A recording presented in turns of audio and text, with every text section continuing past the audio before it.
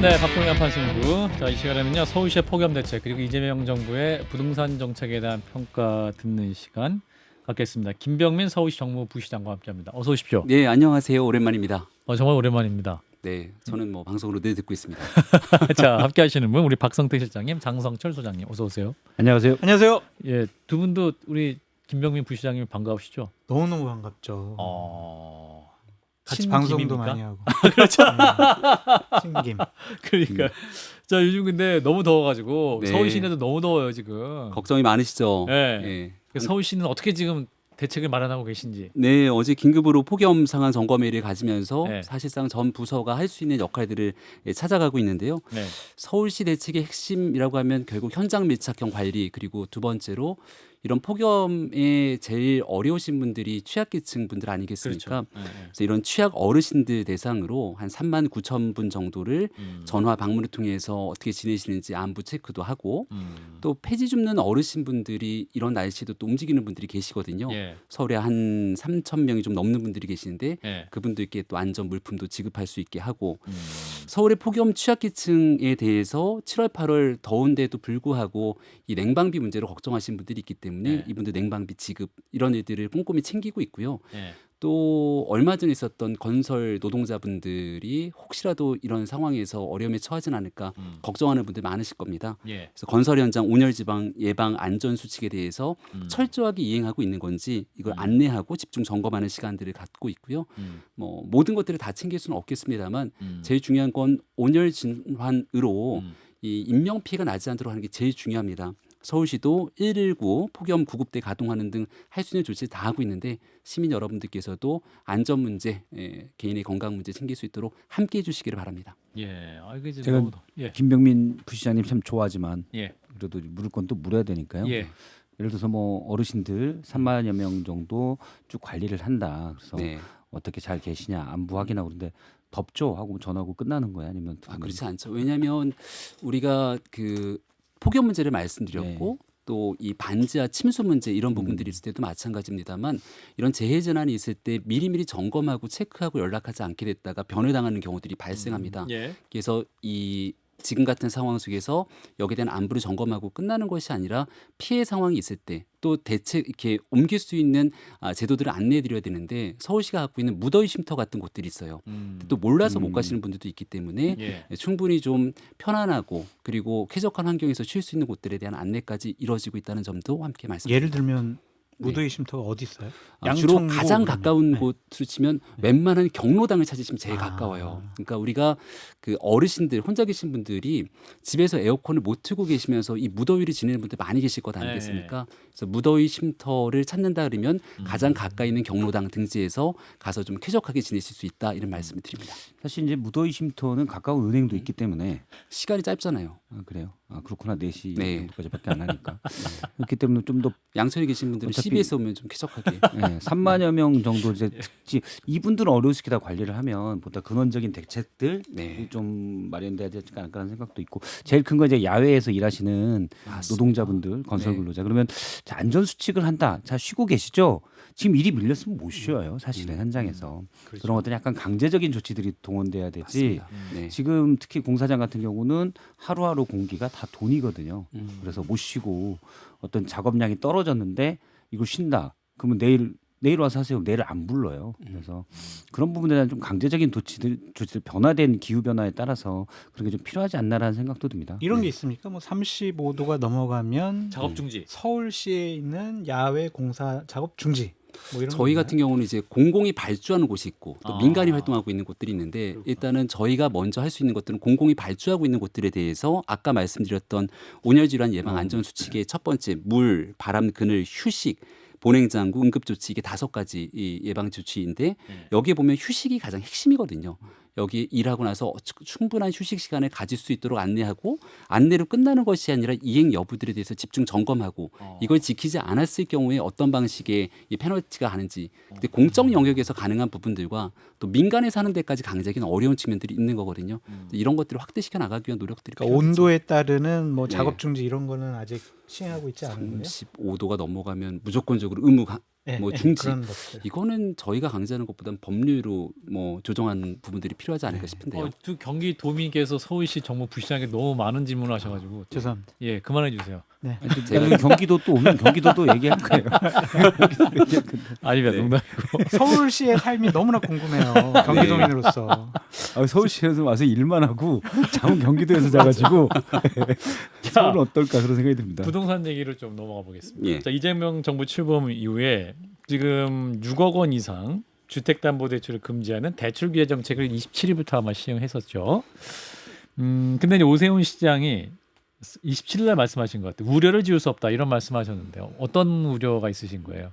예, 뭐 언론 보도를 보신 분들이 혹시 이 6억 원 대출 규제에 관한 부분들 때문에 우려를 금할 수 없다 이렇게 얘기한 줄을 오해할 수 있을 것 같은데요. 예. 지금 참고로 해외 출장 중에서 기자 간담회 때 나왔던 내용들이었고요. 예. 이제 지금쯤이면 인천공항에 도착했을 것 같습니다. 예, 그래서 해외 출장 중에 나왔던 메시지 중에 주택 문제는 전 국민적 관심사고 또 서울시는 가장 이 주택 가격 급등에 따른 시민들의 걱정이 많은 곳이잖아요. 이 규제보다 지금 현 정부 출범 이후로 굉장히 많은 통화량이 시중에 풀리게 되면서 이러한 통화량 확대에 따른 결국은 주택 가격 급등이 우려된다라고 하는 측면에 대한 얘기입니다. 아하. 왜냐하면 뭐 모두들 잘 알고 있는 것처럼 소비 쿠폰으로 인한 추경이 단행됐고 그게 시중에 풀리는 돈들이 이제 수십조에 달하게 될 텐데 네. 이렇게 돈이 시중에 많이 풀리게 되면 통화량에 따라서 주택 가격이 올라가게 될 텐데 돈은 풀고 규제를 한다 그래서 과연 어느 쪽에 더 효과가 있을 것인가? 단기적인 규제에 따른 효과가 있을지 모르겠으나 통화량 확대에 대한 근본적인 문제들을 정리하지 않는 이상 이 주택 가격 급등에 대한 문제를 해결할 수 있을까? 이런 근본적인 문제를 지적했다고 보시면 될 것 같습니다. 근데 대출 규제 정책 발표한 이후에 단기적으로 지금 뭐랄까요 상승세는 꺾였다 이런 보도가 나오고 있거든요. 서울시도 모니터를 좀 많이 하실 것 같아요. 우리도 매일 모니터링을 하고요. 결국은 호가가 있고 부동산에 있는 호가와 그리고 공시거래. 실거래가 중심으로 이렇게 봐야 될 텐데 사실상 실거래가 막 활발하게 일어나면서 부동산 가격이 급등하지 않습니다. 네. 근데 이제 몇 건에 대한 실거래가 갑자기 급등하면서 이제 매물을 다 걷어들이고 호가가 쭉 올라가게 되는 상황들이 발생하게 되는데 지금 이 부동산 규제 발표 이후로 실질적인 거래가 멈췄다 이렇게 평가들을 하고 있잖아요. 네. 하지만 지금 물건들을 내놓게 되는 호가를 내리거나 아니면 물건을 갑자기 갖고 있는 사람들이 내 물건을 빨리빨리 내놔야지 하는 분위기가 있는 건 아닙니다. 예. 그래서 이게 어디로 튈지 모르는 상황이 잠깐 멈춰져 있는 상황이기 때문에 현 정부와 서울시가 함께해야 되는 건 이거 지금 집 빨리 안 사면 막 지금 한 15억 하던 게 20억 가고 20억 하던 게 25억 가고 뒤늦게 뛰어들지 않으면 큰일 날 것 같은 그 심리들을 멈춰놔야 되거든요. 그 멈추는 핵심은 결국 규제에 대한 측면보다도 빠른 공급들을 통해서 공급. 훨씬 더 좋은 주택들을 조금만 안전하게 기다려도 살 수 있는 기회들이 있다는 신호들을 줘야 돼서 그런 공급적인 측면에 정부와 서울시가 힘을 좀 맞추면 어떨까 생각합니다. 예. 근데 이제 공급이 좋은데 사실 좋죠. 근데 김현미 전 장관이 부동산 대책은 잘 못했지만 그 말은 100% 맞는 말이거든요. 아파트가 빵이 아니어서 바로 찍어낼 수가 없다. 그래서 공급에 예를 들어서 노태우 정부 때 했던 200만 호 정도 그런 얘기들이 나오지 않는 한 사실은 공급으로 어떤 가수요들을 잠재우기는 당장의 공급으로 쉽지는 않을 것 같아요. 너무 중요한 지적을 해주셨는데요. 그래요? 고맙습니다. 그 지속 가능하게 공급될 거라고 하는 믿음과 신호가 중요합니다. 그러니까 이제 서울시를 기점으로 보면 오세훈 서울시장이 이끌었던 서울시 그리고 박원순 서울시장이 이끌었던 한 10년간의 서울시가 있는데 그 10년간의 서울시에서 재건축 재개발에 대한 실질적인 인허가들이 굉장히 축소됐고 또 추진하고 있었던 단지들까지도 다 취소가 되는 상황들이 왔기 때문에 10년 동안의 공급이 대폭 축소됐다는 것은 사실 뭐 모든 분들이 다 인지하고 있는 상황일 것 같아요. 그리고 나서 오세훈 서울시장이 2021년 보궐선거로 돌아오고 난 다음에 신속통합기획, 모아타운 등을 통해서 주택 재건축 재개발을 굉장히 많은 부분들을 풀어놨거든요. 근데 재건축 재개발을 통한 주택 공급을 조금이라도 생각하고 경험해 보신 분들이라면 네. 시작해서 인허가를 받고 착공하고 최종적인 입주에 들어가기까지 긴 세월이 소요가 됩니다. 이제 막 진행하고 있는 내용들이 속도를 내고 있어서 한 2027 7년, 8년 정도가 되게 되면 본격적인 그 입주 등에 대한 효과들이 나오게 될 텐데 여기에 정권이 바뀌게 되니까 과거 문재인 정부 때의 기억들이 있는 거예요. 국민들께서 결국은 부동산이 다시 옥죄지 않을까? 과거 박원순 시정 때 했던 것처럼 또다시 주택 공급이 축소되지는 않을까?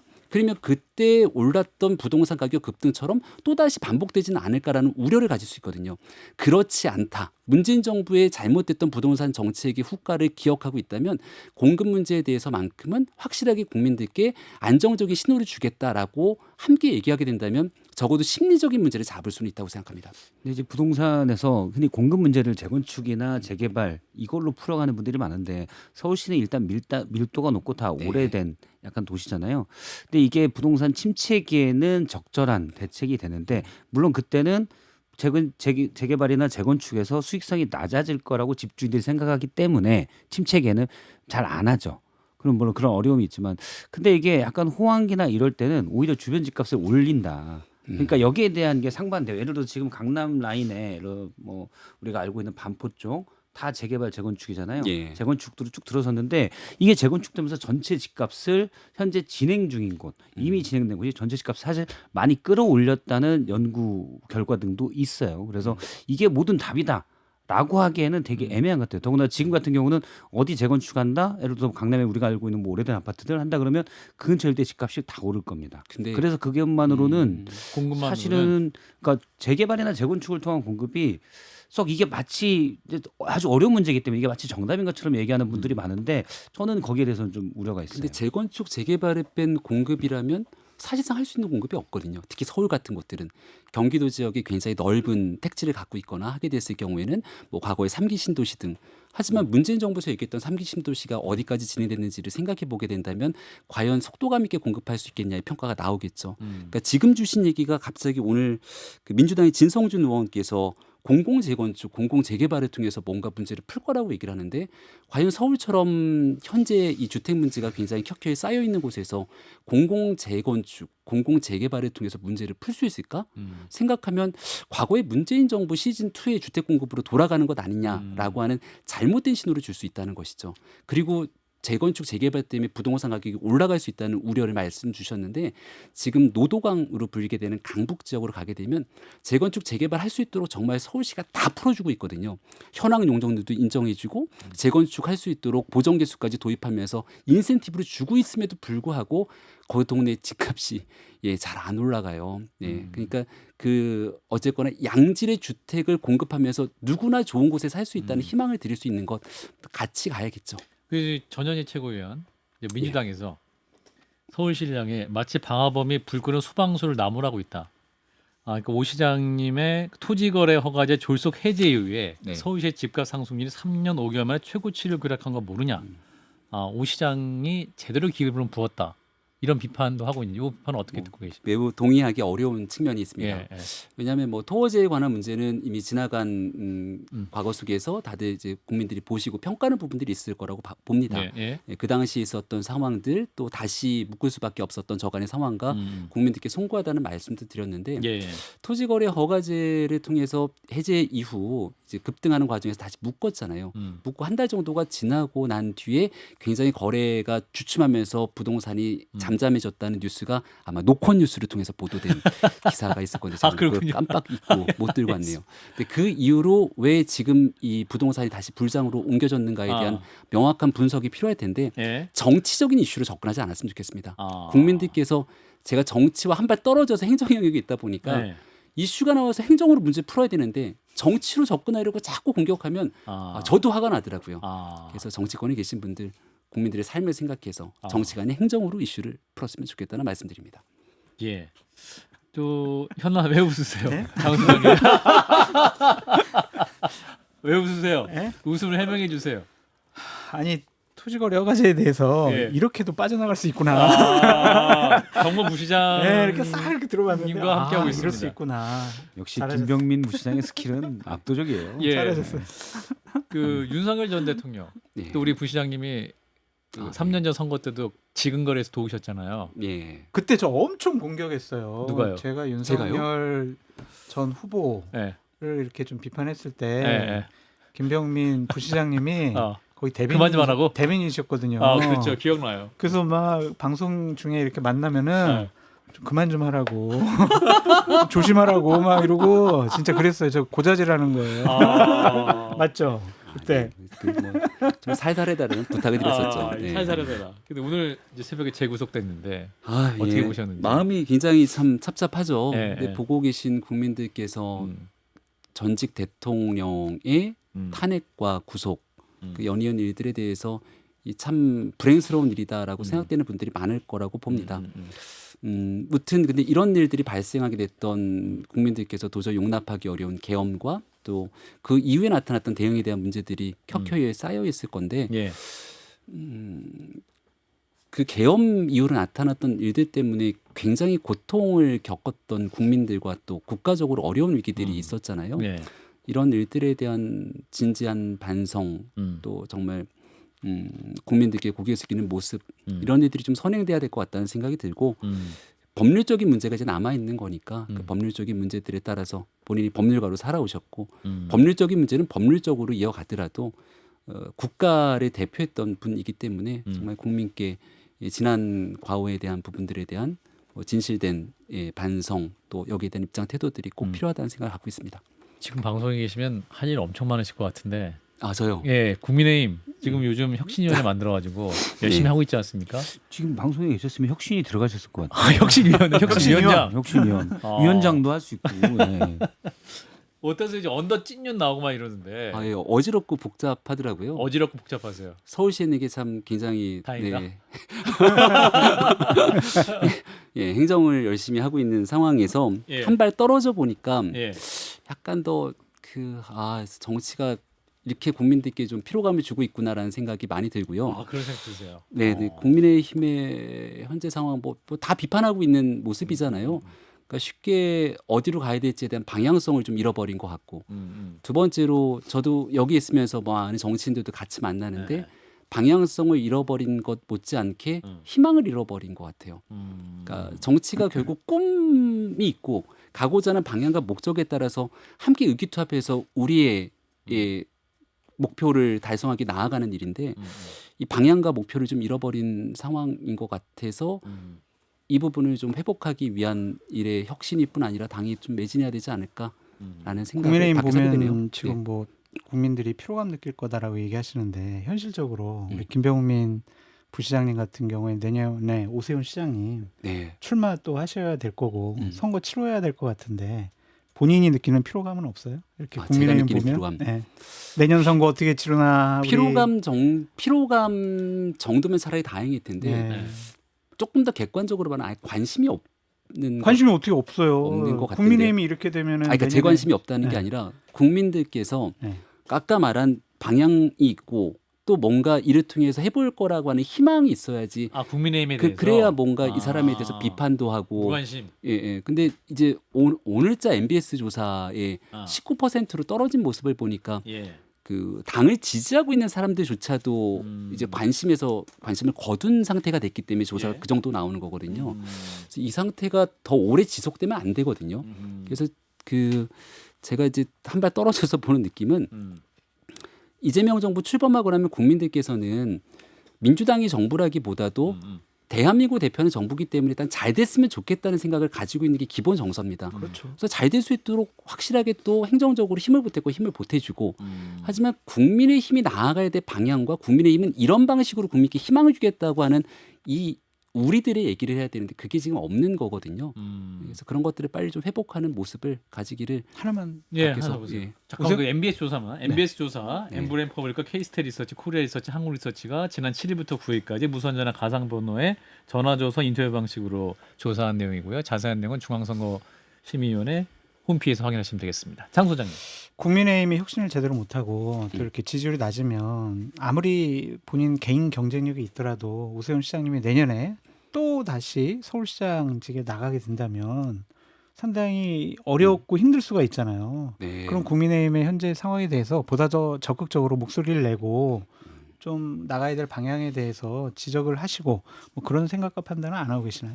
지난 12월 3일 계엄이 터졌을 때 단체장 중에서 가장 먼저 계엄은 잘못된 일이다 메시지를 냈고 그래서 아마 그 이후로 다른 단체장들이 메시지로 따라왔던 기억들을 갖고 있을 거라 봅니다. 예. 탄핵을 해야 되냐 말아야 되냐를 갖고 당이 지지부진한 상황에 처해져 있을 때 사실은 박 전 대통령 탄핵에 대한 트라우마를 갖고 있기 때문에 탄핵의 길에 같이 함께 가야 된다고 주장하는 건 매우 쉽지 않은 일이었는데 탄핵 소추를 통해서 국민께 심판을 받아야 된다는 메시지를 당론으로 가자고 처음 얘기를 하면서 또 마찬가지로 다른 단체장들의 분위기들이 함께 따라오는 데 역할을 했다고 보거든요.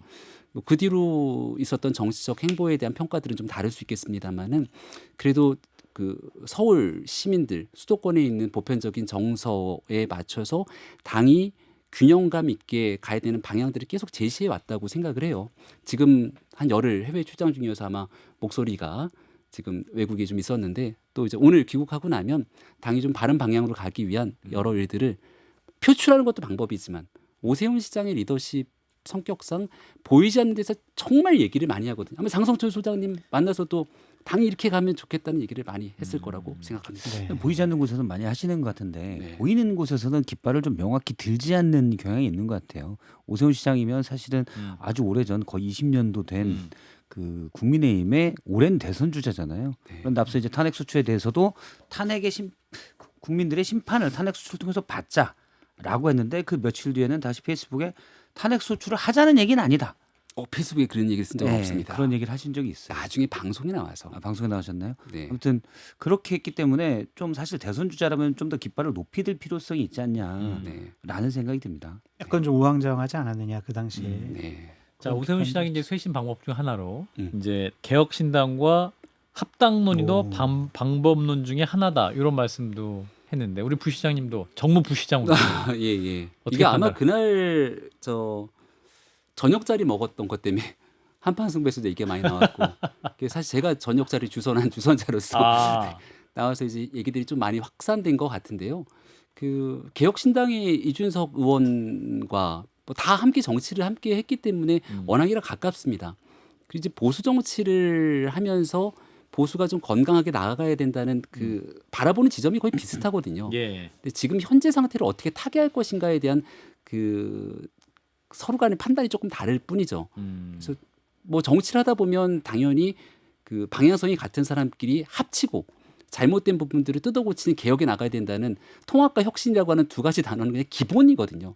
그 기본값에 대한 얘기들을 아마 서로가 나눈 것 같은데 중요한 거는 어떻게 통합하고 어떻게 개혁할 것인가에 대한 일이기 때문에 그 지난한 일들을 좀 해나가기 위해서 오세훈 서울시장도 당의 중진으로 보이지 않는 곳에 정말 많은 일들을 하고 있는 게 아닌가 생각합니다. 오 시장님 큰 틀의 방향은 동의하시는 거군요. 그러면 예. 큰 예. 틀의 방향. 예. 네. 자, 근데 윤희숙 그 혁신위원장이 오늘 당대표 강제 퇴출, 강제 단일화 반성하고 사죄한다는 입장도 발표를 했고 더불어서 윤석열 전 대통령과의 단절을 당원 단계에 명시하는 어떤 당원 투표도 하겠다 이렇게 말을 했는데 네. 이 부분 어떻게 판단하세요? 적절했습니까? 제가 공무원이라 참 당의 일에 대해서 알겠습니다. 왈가왈부하기 좀 그렇습니다만 과거에 김종인 비대위원장이랑 같이 네. 당을 완전히 뜯어고치는 비대위 했을 때 예. 그때 이제 5.18 민주화운동에 대한 평가가 굉장히 큰 잣대였거든요. 제가 정강정책 개정특위 위원장을 맡으면서 5.18 민주화운동을 당이 강령, 당의 정강에 아예 그냥 적실해놨습니다. 그리고 그 뒤에는 이 5.18 민주화운동을 두고 나서 이렇게 크게 이겨내는 경우들이 많지 않았거든요. 예. 지금은 윤 전 대통령의 문제와 계엄에 관한 문제 그 이후로 나타났던 일들을 일단 극복하는 게 중요할 것이기 때문에 윤희숙 위원장이 그 길에 좀 나서려고 노력하는 게 아닌가 싶습니다. 예. 여기까지 말씀 듣겠습니다. 네, 김병민 서울시 정무 부시장이었습니다. 고맙습니다. 고맙습니다.